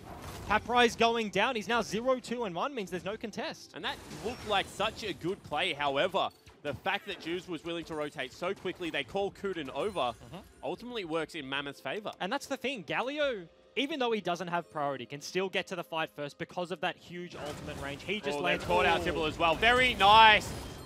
Pillar to interrupt the dash. They flash on his head. They're just going to eat him up. Goodbye. Kuden will actually take the kill. And that was from Fog of War. Taunt. Trouble Bubble lands, will cleanse away from the taunt, so Remind will just back away. Gets the summon spell, that's all you want. Shock takes a little bit of damage, gets the cleanse, and is absolutely okay. The entire time, of course, Kuden walked up, and now it's a 2 versus 1 in the bottom lane, so Mash still just farming it up, still about 15 CS behind, goes for that needlessly large rod as the first purchase, and just farming up a Storm. And ever since Vladimir's build has become this, and it's turned what was a 3-item inevitability into a 2-item inevitability if you're willing to go for it. If you are willing to go to the Spellbinder into Death Cap, you do so much damage at level like 13 with those 2 items. Yep. And also, like, you get 3rd item Void Staff. A lot of people have been skipping the Zhonyas, especially if you're ahead already. You can sit on a stopwatch for a very long time and you feel like you don't need more than just the pool. As we talked about, Tahm Kench's ability to take Scuttle Crabs, that one's going to go down very quick. Does max % HP damage, so eats it up, spits it out, and Heimerdinger just last hits it, basically. Checking in with the state of the game, it is only about a 700 gold lead, so whilst they have 3 kills, they are getting out-farmed in every lane, including the jungle. Who do you think scales better? Is there a composition that you like in the late game? Ease of execution going to be on your mind for Mammoth? Yeah, Mammoth. I like that they have the big buttons. I feel like it more so just comes down to like the ability to get engages off, right? Like Tectonic, if a carry gets blown up by a Camille Galio combo, then like they're literally just going to die. You blow up Shock, you blow up Gun Crab, then they don't have too much damage. They're pretty squishy, and I already talked about, I feel like Tahm Kench isn't going to do a lot against the AoE CC and damage coming out of Mammoth, whereas Tectonic, you mentioned, they want to play the finesse game. They want to play the pressure, set up the 1-3-1, and I feel like most importantly, it's going to be on their 3 in the mid lane to hold up and not die to anything from Mammoth's side. As we see once again, Sybil caught out a little bit. Juke smites him again and takes another bite out of him. Rumble Bite looks like it hurts, and definitely does with press the attack. There's a whole bunch of damage. Trundle's real annoying. Very few champions in the game can be adequately described as annoying, but full tank Trundle is just annoying. Because he does like enough damage to be relevant. Yep. Press the attack, boost it even further if you stand there and fight him for a long period of time. Attack speed from the W, steals all your resist, so doesn't even need to invest into items. This time it's actually going to be Kuden who goes for a little expedition onto the top lane. Chippies has priority and Paprise knows something's up. They should know 100% what is happening here. You do not stack and slow push a wave like that for no reason, as Kuden's trying to stay out of fog of war. Do they actually go for the play? Paprise dashing forward. Paprise is just trying to buy enough time for the bottom lane to rotate. This is Tom Kench. Sleepy Trouble Bubble lands, topside, gets the door up in time, will get the tag. Ooh. However, Cask will not knock them back. Kuden had to flash to get out of that one. I was interested to see if Tectonic fully committed to the topside play. Vladimir does not push turrets very quickly at all. They could have had all 5 members up here pushing the top side of the map. If they bring Heimerdinger with that Abyssal Voyage, you have the entire bot lane and you can just shove through this top side, potentially look for first brick. Chippies, though, still wants it. Now will get engaged on, gets a very nice ultimate to dodge out a lot of the damage. Teleport coming in from both of the mages in the bottom lane. That's a Tom Kench with an Aurelia in his belly. Huge grenade comes in, and now the party started, but on the backline Mash gets a good ultimate and will dissuade the rest of the Tectonic lineup. And it honestly looked like a mistake from Chippies going in 1 versus 3, but he has the backup from the rest of his team. Kuden in a lot of trouble here. Sleepy Trouble Bubble lands. Who do they give it across to? They give it to Sybil, of all people. Strange choice. Shock does not get the kill there, but overall still a positive trade for Mammoth. They get more kills. It's 5-2 now. Gold lead extends to about 1.2k. Bottom lane's now kind of flipped for Tectonic. Tom Kench walking topside as Gunkrab very slow on the Heimerdinger. Doesn't want to go back down, but that stun lands the ultimate from Chippies, dodges the Gragas, and actually shoves everyone away. And at this point, there's no getting away. Trance dies, and the fact that he does and spits out Paprise means that Remind gets the knock-up actually onto the Aurelia on the back end of that play, and they just commit slightly too hard. Kuden goes for the greedy path, just hitting out a ward instead of running away, so he ultimately dies very easily. If he watches that back, he's going to think to himself, what the heck was I doing? He just wanted a ward kill, man. You know, Sweet, it's very hard as a support to kill wards, because your attack speed is so slow. Certainly is. So you hit a sweeper, you see a ward, you're like, man, you got to get it. You got to get it before it runs out. Unfortunately, during that replay, Juve ran into Shock, and it's just off the map now. So they bring it back to 800 gold, get themselves a cheeky Rift Herald, and potentially first turret. Let's take a look at it. He's doing the Wraith Camp incredibly low, hasn't recalled after the last fight, is on vision, and just gets one shot out of absolutely nowhere. Didn't see it coming, did not react, and he falls down. That's when you walk back to your Raptor camp and you sweep it out. Yeah, you're like, hey guys, it's warded, by the way. I got some info. It cost me a 12-second death timer and gave him 300 gold, but I know where the wards are. I can tell you, without a shadow of a doubt, there is a ward on my Raptor camp. Mash might be in a little bit of trouble, but no, Gunkrab just floats out of the bush, wants to shove in the lane, do Heimerdinger things. And really, this is a very close early game. Chippies, very accelerated, 2-0 and 2, the big beneficiary. However, you would still have to say on the back end of that, Shock, very relevant at this stage of the game. But I feel like Chippies is the big factor. Mammoth kind of need Chippies to have priority in the side lane for him to then float from bot, from top towards mid, towards the Galio if they want to start up a team fight, if they want to go that route. Or the fact that he has priority makes it easier to set up a side lane play around him. That's going to be Hemo Plague burnt in the top lane as well. No, actually not Kuden's ultimate. So Gunkrab will just go back to base. Just proc the passive there for the Brawn, try and CC up the Tom Kench, but that is a TP-less Gunkrab on the Heimerdinger, so no mana. Half HP does just have to recall this turret.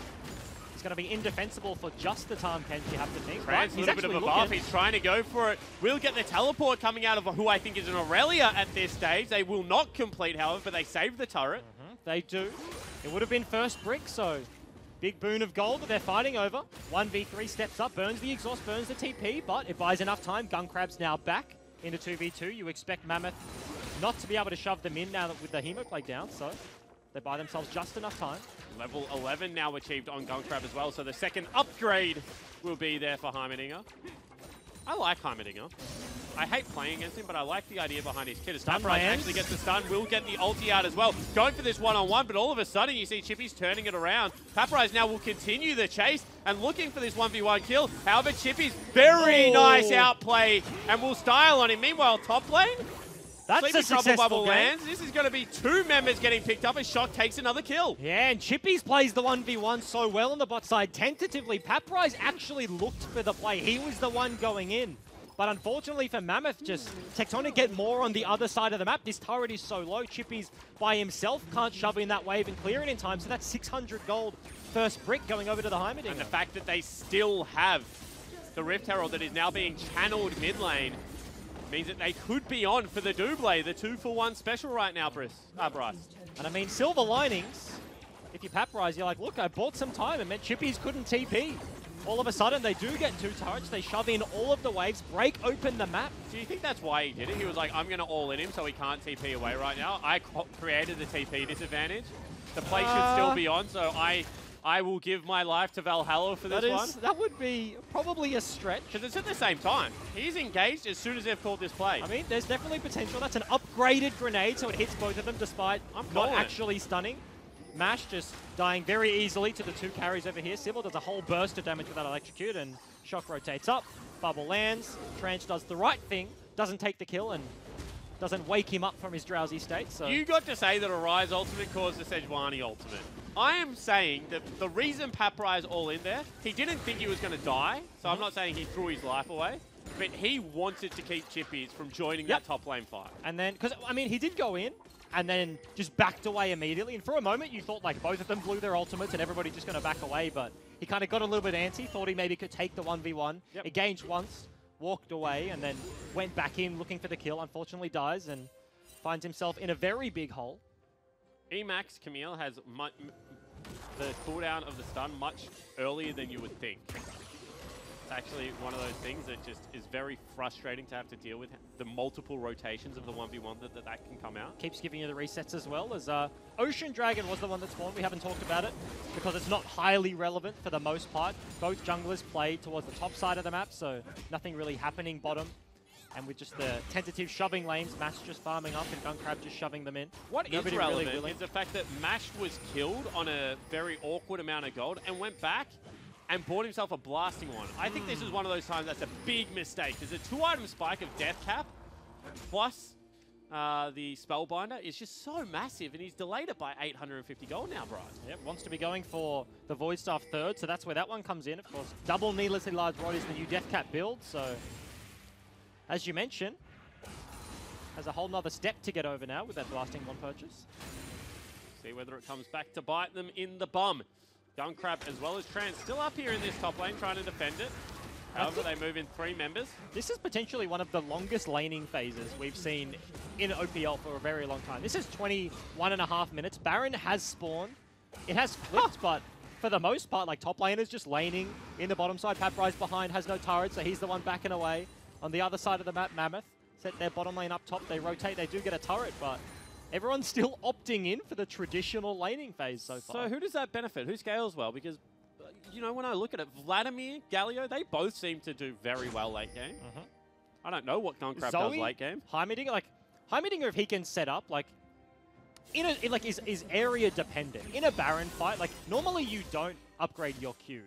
Normally it's like the upgraded grenade for the CC onto everyone for the rockets to just completely blow someone up, but I can see having to invest resources to kill a Heimerdinger turret like late game could be very annoying for a composition that wants to just hit all their buttons at the same time. But honestly, in terms of how they interact, it's pretty up for grabs. Shock going to be looking at his buff here. Chippies does go in. In comes the Galio ult as well, but a stopwatch has been used. Remind will get eventually shut down Shock, and now they turn on to Paprise. Guncrab is here. The flash away, however, he will fall down. And Guncrab now is stuck between a Gromp and a hard place. Trance also gets stunned up underneath turret. Mash flying in here with the Spellbinder, but doesn't look like he's falling down. Meanwhile, Guncrab on the bottom side of the map is still shutting down Chippies. Did not expect that burst damage. Will get cleaned by his shoes, but the Donga does his job. And he looks so innocent, just waddling away. His legs are so small. Chippies completely unsuspecting there. Very nice play for Guncrab to try and turn around a kill, because that was multiple people. That was TP from the Heimerdinger, Abyssal Voids from Trance that just came into a losing situation. They immediately had to back away. Mammoth are doing so well at punishing Tectonic on multiple sides of the map there. Chippies is dodging every CC with the ultimate, so Aurelius stun comes down.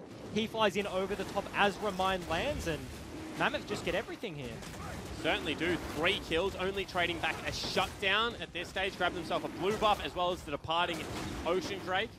See whether they get rewarded with something like a Mountain or an Infernal off the reset.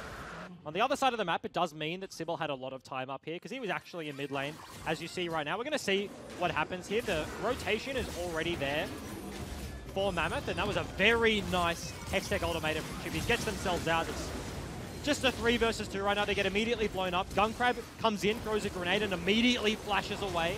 Tries to get away from the Camille as best as possible. Trance off screen just falls so incredibly low, but it's hard to dive the Tahm Kenshin. This is just a very nice buffer. He has the pink ward, he has the vision, knows exactly what Chippies is looking for in the straight line, goes straight for the Heimerdinger, so preps the grenade, preps the W, and shoots him in the face. And you have to argue, a little bit greedy from Chippies. The Trundle certainly would have caught him. He was full health. Chippies gave away a shutdown to a carry. Finished his second items. I expect him to maybe work on his Zonya's third, but you know, has options.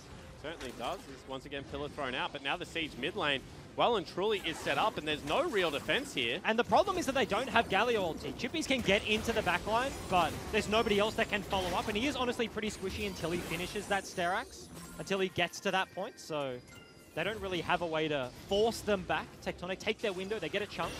Now that there's all 4 of the members from Mammoth in the middle lane, they do ultimately back away. They have to catch the waves at some point. And I wonder if we do see the team fight, Camille coming out with something like Sterax into Titanic, or whether we see Sterax into Ravenous in full split push mode engaged, because their main way of starting a fight is Chippies flying onto someone and Remind joining. You would expect the team fight coming out. It needs to be able to live. It needs to be able to get Remind into these fights. So I feel like there's an inkling as a player. You're like looking across at your opponent. It's a 0-5-1 Aurelia. If he goes split push, he wins the split push 100%. But it's about what the composition needs you to do. It becomes very hard for the other 4 members of Mammoth to play. If Chippies is like, hey boys, I'm going to side lane. This is one of those times where Chippies can outplay so heavily, but he's a full Sterax up. Yep. So it doesn't really matter. Yeah. When you have a full item over a champion that does a very similar thing that you do, not much they can do about it. It's pretty rough 1v1. We'll leave it at that. Top Crab actually just spawned, so Jungler's trying to contest that one. Tectonic have had control over the Baron pit just because of the bottom lane fight, and Sybil had a lot of time to clear out the vision, place down the wards. But now that the Crab spawns, Mammoth get that extra mobility. They have that guaranteed vision, and they're starting to set up around this objective. And if you want to go for a 5v5, one of the best ways to just sit around that Baron pit, and eventually Tectonic have to check. Isn't the best 5v5 to be, sorry, not the best Baron to be honest, though, coming out of Mammoth. They've got themselves like Mash to do damage. Yeah, Vladimir on Baron doesn't sound very good. They don't have a traditional AD carry. They don't have a jungler that does a whole bunch of damage. Got a great turn. But yeah, they do. Their tank isn't a Mundo, so he doesn't even do percentage HP damage as well. It's just a Galio. So as you mentioned, they have a great ability to turn. Chippies has priority in the side lane, so he can go for a huge flank. But in terms of actually just taking it down, pretty rough. There is certainly nothing in that brush. I know, because there's 2 control wards there. But in the other brush, though, Chippies is looking for a bit of a flank here. Gunkrab doesn't have flash available. Trance is around. Here we go. However, now Chippies is looking for Shock, trying to take him down. Instead, we'll just settle for Trance. Trance already goes golden. That is a nice stun onto 2 members. Trance flashes over the wall, tries to save Gunkrab's life, and he has done it. He sacrifices himself so the little AD carry can live. Great barrel coming out. Sybil tries to knock Chippies off the wall as well. And that was a huge flanker. They only get the Tahm Kench. Mammoth actually going towards the mid lane. Not willing to go towards the Baron, not willing to start that one up. Sybil is here with Uprise, but this turret's just going to go down. Yeah, that's a 50-50. That is the same level on both junglers, and Sybil is guaranteed nearly to be able to get into that pit with flash with body slam. Yep. Has multiple tools. They know the Vladimir's there, so Sybil potentially flanking around on the top side. Does actually cancel the recall. Pool comes out very early. And Shock has a ghost. Body bop him back into him if he wants. Mash has to burn the flash there. The door comes up in between them. Sleepy Trouble Bubble lands, and now it just might be the support once again, giving away his life. Kuden takes a truckload of damage. Can get over the wall, but do they just go with it? No, they do not, so the fight will dissipate. Supports. Almost both lose their lives. Kuden has to burn the flash in the back end of one. And Trance, it looked super interesting. I was like, he just flashed over the wall, and sure, he gets to eat him and devour him for like 2 seconds, but they're both going to die. Does just get the spit out after the Galio ulti, so it means Gunkrab does not fall down in that fight. Very well done, but 2 item spikes across the board are starting to get picked up. Vladimir, Galio, Zoe, Heimerdinger has 3. Trance sees the Matrix. Like, he just makes plays that no one else would make. Yep. Because he sees something that we don't. And that was a that's a great defensive ultimate. It was. There was a Trundle on the other side. Who else would have done that? He goes top lane to get that, that first read save. is honestly the most impressive thing he's done this game. He flashed over a wall to save Gunkrab, probably save Baron for his team. And then he just ulted it. He sees the Matrix. That is my call. That was a level 5 brown bag boots Tahm Kench. Like, you don't even have ulti or TP to get back to the bottom lane. If that doesn't work, you said it, he looks like an idiot, but reads the dive perfectly, and he's got the smarts. I'm telling you, OPL was not ready for trans. People thought they were ready for trans, but the OPL was not ready for trans. Absolutely not. There's Dragon spawning in about 16 seconds. We've only seen the first Ocean of the game. Mash does have enough damage to pick that one up. Very close to resetting, but that's a big flank from Remind. Double teleport actually coming in. You can see over the wall. That's Chippies. Goes for once again Trans. Teleport coming in. Chippies has to burn the stopwatch this time. And now Paprise in the front of the team fight. Misses his stun on everyone, and Trans is going to be the person the toughest. However, fantastic ultimate coming out. And the team fight looks like it's going the way of Tectonic. No, it's not, because Remind on the back line has an F-tap and is absolutely huge. Now we'll get chased away. Sybil and Shock trying to continue this one. Flash forward out of Shock. That's just going to be the W to pick up another one. However, now just clearing out waves and the fight will end. Shock takes Flash for Flash to a whole new meaning there. W onto W picks up another one, but that looked very good from Mammoth. The fact that Chippies bought so much time, and unfortunately for them, he went golden just as Remind landed his TP, so you couldn't cast the Galio ulti onto multiple people. They thought they had the pick, but Flash comes out from the high meeting and he lives for just too long, and Tectonic make the turnaround play. And the thing is these mages are starting to pump out damage. I was so surprised by how much damage Remind did. Yep. And then Heimerdinger started swinging around and throwing missiles at people, and he does a truckload of damage as well. Just so hard to calculate in these fights. But honestly, at this stage, that's better for Tectonic. That's Flash burn from Chippies, had to burn the stopwatch as well. Remind, burn everything. The TPs on cooldown from multiple members. Mash is now the one that has to go towards the side lane, so Tectonic burn a lot of buttons in that case and don't lose too much. Because this is one of those games where, even though you've played a lot of League of Legends, you haven't played against Aurelia top, bottom lane Heimerdinger all that much. Yep. So when things hit you, you don't know really how much they're going to hit you for. Yep. And they do a whole bunch of damage. That's the technical term. They hurt. They absolutely hurt. Mammoth once again find themselves with the Baron control. They've gone for the extra double pink strategy. I feel like both teams have opted in for that one. A lot of control. Yeah. What I was going to say, even though it's 4,000 gold right now, I think majority of that gold is on Chippies. If we could get a swap over to the gold, please, Mr. Spectator, 2,400 of it is basically on Chippies. 2.5. So there's like, and 1,000 of it's on Kuden.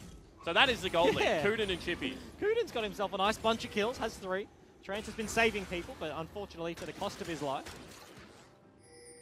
And everything sort of revolving around this mid priority. It is an Ocean Drake that's the second to spawn, so nobody really cares all that much. Bubble does land. But not really going to lead to all that much. Doesn't go for the ult. We'll just go for some poke damage. Remind now. Walks forward. And Nothing happening. Going bot side might just be the one to solo out the Dragon. No, wants the wave, wants the priority. He doesn't have TP, so doesn't take the extra step. He can't get to the fight immediately if he needs to. Did actually go for the GA before finishing his teammate item, so hasn't gone Hydra. Hasn't gone Titanic, hasn't gone Ravenous. And that makes a lot of sense to me. I mean, when you have a look at it, he's now very hard to deal with. Has the Sterix proc, has the damage reduction that's going to come through. That's a lot of damage coming out of Shock as well. And he did just have to burn his stopwatch, right? In that last play, he had to try and buy time because he got into the back lane. It was a very deep flank, but the fact that the Galio TP was after Camille. They're actually going for the flank onto Baron because they saw Mash bottom lane. They don't commit to it, however. Just trying to contest the vision. Got themselves nice, cheeky 2 pink ward kills there. Would you have done that with your Tahm Kench ultimate? Just going over the wall. Just going to Baron randomly from mid lane? I was a 20-minute Baron like solo queue, just spam ping as soon as you hit that mark. Just once again, they're going in. Sleepy Trouble Bubble will Mash. land this time. Mash goes into the back line, gets Gunkrab, gets a 2-man ultimate, but nothing else following. And they split the team up with Sybil's ultimate. Now the Grand Entrance will miss onto everyone as well. Sleepy Trouble Bubble again. Kunin continues to march forward. Shot goes very low, but a 5-man ultimate out of Paprise. Gets 0 resets, however, so far, because he's just doing no damage. Gets another 3-man stun. Surely he can kill someone in this team fight because it looks like he's doing a whole lot of something, but nothing's happening. And Tectonic can't make anything stick. Neither can Mammoth. They blow all of their buttons. Galio, Camille all come through. They don't get a single kill. And Tectonic, try as they might, Paprise just can't clean anybody up. Oh, and Juice takes so much damage again. Now Mash is here. Gunkrab says, guys, let's stay on the Baron. And they say, no, we cannot. Baron just chews through the turret. And how did nothing? No one died, Bryce. Everybody burnt summoners. There's no flash on Tectonic's side. Literally no flash on Mammoth's side. Nobody has anything available for the next fight. This is a play-by-play caster's nightmare. I don't know who does damage. I thought Paprise's 5-man ultimate was like the Thunderdome. I feel like there was a point where he could have dashed to like the 1 HP target, but he double dashed onto someone and blew the reset and then like couldn't keep going. But we'd have to see a replay for that to happen. But I have no idea what happened. It was close. It was very close. I'm not game on the theorizing because I just don't know. Galio ulti went a little bit wide, hit almost nobody, I think. Maybe one person max. Nah, missed everyone. So and Mash's ulti, whilst hitting 2 people, didn't have an E on the back end of it. Pillar came through. I think it actually blocked Mash. Like, it was in his way, had to go around, but then you have the Tahm Kench, you have the Gragas who tried to throw the ulti, disengage over the wall, but... in a lot of trouble here. Chippies has found him in the 1v1, and there's just no way he's getting away from it. Chippies auto-attacks him to death, so they say we have to start up the Baron, but there's no way they can do it. And this is so hard for Tectonic. That's a TP available for Chippy, so now he has so much priority on this Camille. Finishes Hysterics, hasn't even finished his Hydra yet, but he does so much damage to turrets. He will chew through the base if Tectonic try and commit to the other side of the map. They don't have a good pick comp without Paprise here. They really can't do all that much, so it's going to be Chippies threatening the base and the rest of the team threatening Baron. Who do they go towards? They have to choose. It looks like they might just be opting in for the steal with Sybil going towards Baron with Shock as they try to defend. Gunkrab is here. He definitely does not win the 1v1, but Trance is kind of hovering around, trying to keep him alive. You know he doesn't win the 1v1. Over the wall they go. Mash is also here. Will not flash in underneath the turret because he doesn't have it. I reckon against a Sterax, a GA that's still available, and the magic resist of the Spectre's Cowl. Level 18 Camille. Probably kind of poos all over the Heimerdinger at this stage. I just don't know, as that's an ultimate onto Shock, onto Sybil. Looks a little bit mistimed. No one else wants to go in. Kunin saying, guys, I just hit 2 of them. And I'm honestly surprised Mammoth just didn't go towards Baron. Forced the play, forced Tectonic to choose. They had like 40 seconds of death time on the Aurelia. Chippies has TP. He can just sit side lane, draw pressure over, and then TP to the Baron. Even if you can't do it, you can force a fight 4 versus 5, but they get the vision. Tectonic don't have to overcommit, and because Mammoth walk mid lane, they hold on to everything. Paprise again just takes so much damage from Chippies, and they've got Mash here as well because both have teleport. Without a force, I mean, there's just no way that Paprise is standing up in this 2v1. And this is the thing, right? Like, Vladimir wants to be the one to split push because Chippies needs to group for Mammoth to force. Right? They need the Camille to get the Galio onto the backline, but because they're leaving both of them into the bot lane, it's kind of this weird 0-3-2 setup that isn't progressing the game any further. And I think this is worrying because you've got double death cap about to be completed on Shock onto Gunkrab. We've already seen how much damage that they are doing. Trance is backing with them and threatening with the ultimate if they want to be able to get back onto the map quicker. I do like that he's constantly shadowing people. Like the Abyssal Voyage is global for 2 people, so constantly shadowing the people that have to deal with Chippies is very good. Paprise about to get himself a Spirit Visage as well. Interesting choice, given the fact that he doesn't have all that much healing. But wants some MR for the Galio, for the Vladimir. Doesn't want to just get one shot on the back end of a fight. This is probably the... Oh, actually... Over the wall goes Shoes, flash forward, and now they will be able to get the flash out of Gunkrab as well.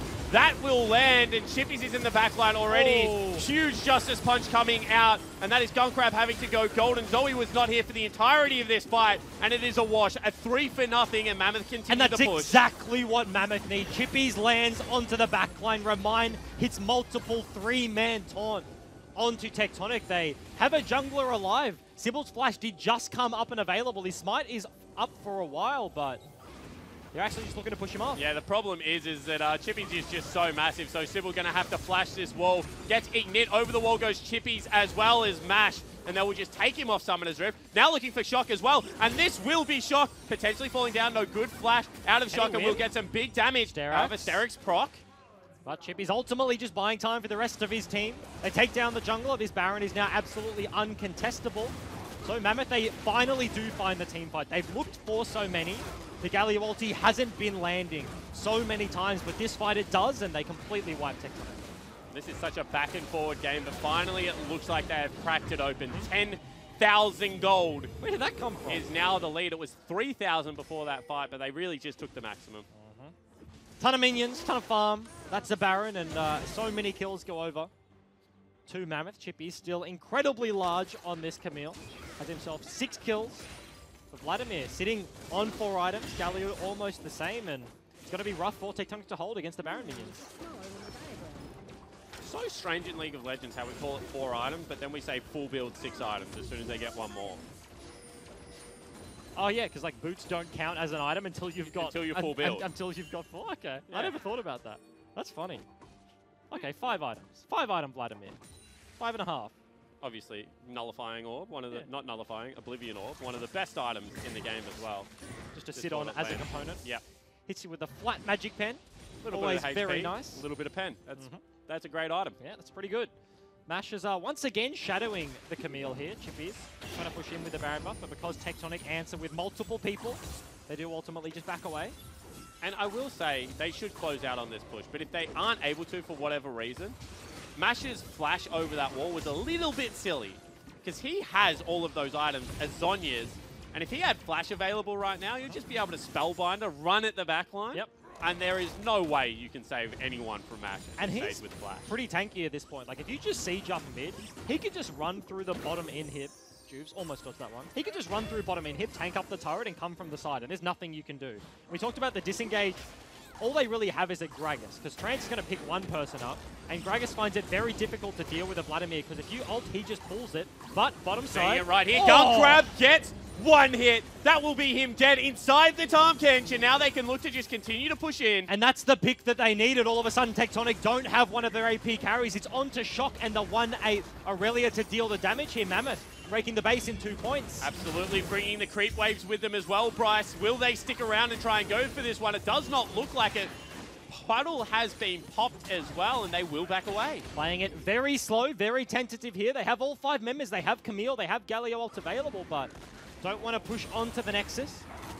Just going to farm some chickens, and then potentially just shove in the top side. Go for a reset. You could see Guncrab thought he was safe, thought that he would be able to get back to the TK in time, but finally Mash layers that combo of the ultimate and the E, and it was just That so was much damage. 90% damage with 2 buttons. Straight away, just insta-hit him. Juice. Pops an auto attack to the face, but doesn't mean a whole lot when you're a very tanky Trundle. Teleport's coming in. They want to really put the screws in with this Baron buff price. They've got a double, triple cannon creep wave as well on the last inhibitor. So this is it. This is the Helm's Deep. But Tectonic, they could potentially hold this one. Mash has no ulti. That's a big burst of damage that is not available.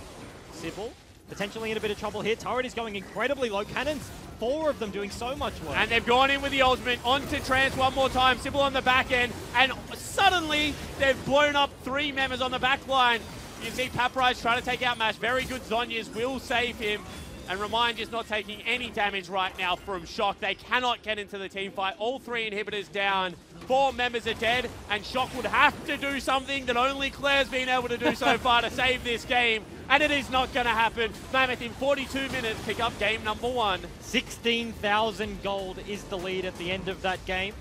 Very dominant, but slow performance from Mammoth. And that's not something you really attribute to this roster, right? Like, they're a mid-game, like Juves on engage, hard commit to fights and blow the game open sort of team.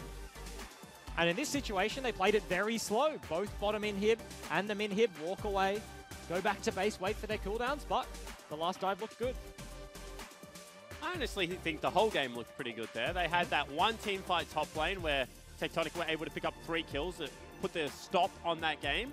But apart from that, the goal of getting your split pusher ahead, generating pressure, and then having Chippies join the fight was flawlessly executed. Everything went to plan. The fact that Aurelia fell so far behind made it so easy for Chippies to just play that side lane, join the team fight sort of style. Camille is just so good at that, like in terms of side laners that can actually influence a team fight. And they were just constantly going for the Tahm Kench. They know that like if they go into Heimerdinger, he's going to get eaten up out of Hextech Ultimatum. All of a sudden, Galio ulti doesn't land, and they learnt that over the course of the game, right? Like two of the plays fizzled, but the third one in the mid lane, all of a sudden it does land, blow open the match, kill 3 people, get a Baron, and the game was over from that point. Because the thing is that you can't measure every game in how quickly you win. Yep. Sure, smashing people in 20 minutes is a lot of fun. Yeah, it's but real if you fun. got yourself a Vladimir and a Camille, the game can go forever. They accumulate very expensive items for a very long time. So not necessarily a timing game for Mammoth. They weren't ever racing a clock is what I guess what I'm saying. Yeah. I feel like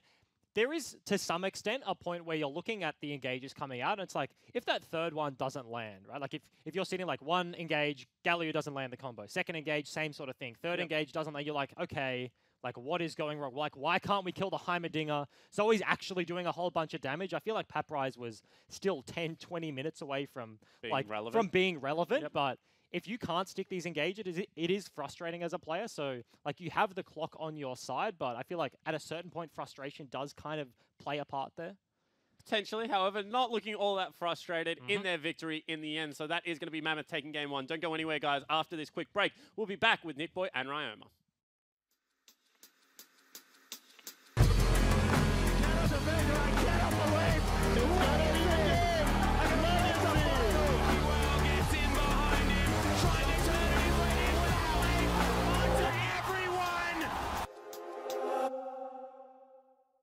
Thanks to Hungry Jacks, you can win a trip for two to the 2018 World's Grand Final in Korea.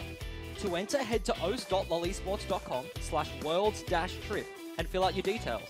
The trip includes flights, transfers, accommodation, and tickets to the 2018 World's Grand Final. All thanks to Hungry Jacks. Hungry Jack's 5 for $5.95 Super Stunner. Grab a single, double or triple cheeseburger and get small chips, 3 nuggets, small Coke and a drumstick mini. Stunning value from only $5.95. Available all day, every day.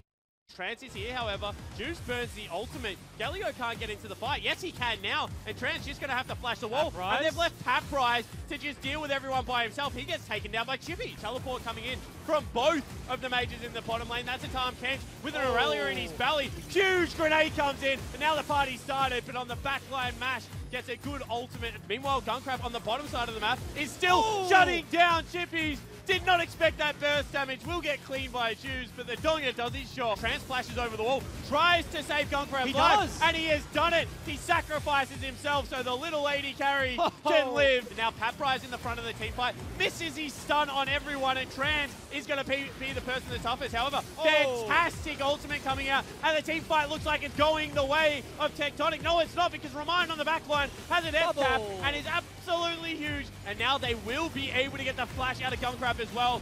That will land, and Chippies is in the back line already. Huge Justice Punch coming out, and that is Gunkrap having to go golden. Zoe was not here for the entirety of this fight, and it is a wash. And Shock would have to do something that only Claire's been able to do so far to save this game, and it is not going to happen. Mammoth in 42 minutes pick up game number 1.